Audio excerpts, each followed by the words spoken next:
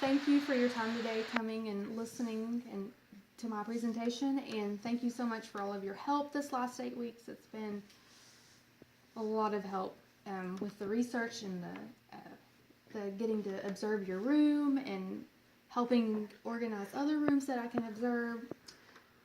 You know that my project is on test scores and how here at Mulberry Pleasant View Bi-County District our test scores have not been as good as what we would hope.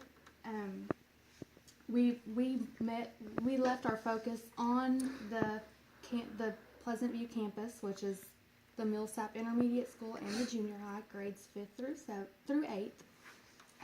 This is a presentation that I have found, or that I've made for the stuff that I found. So, our vision at Mulberry Pleasant View School is together developing leaders one student at a time every time. So why are our test scores so low, and what can we do to help raise these?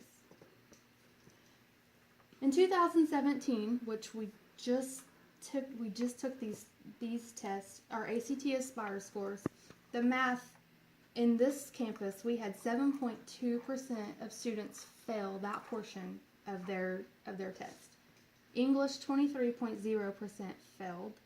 Science, we had a 36.5% failure rate, and the writing is 40.8%.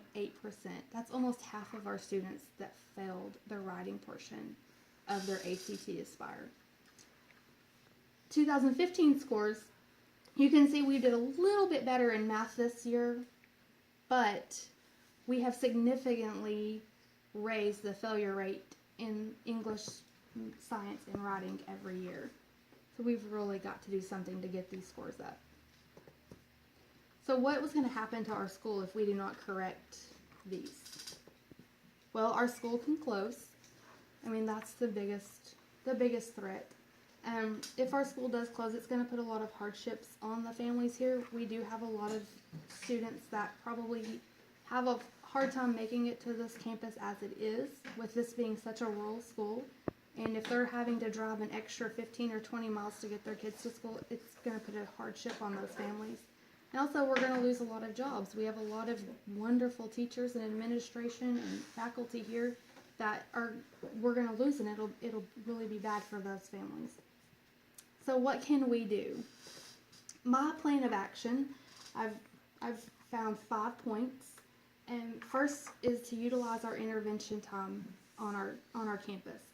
Right now, I feel that our intervention time is not really geared towards our kids raising their test scores or working towards those goals.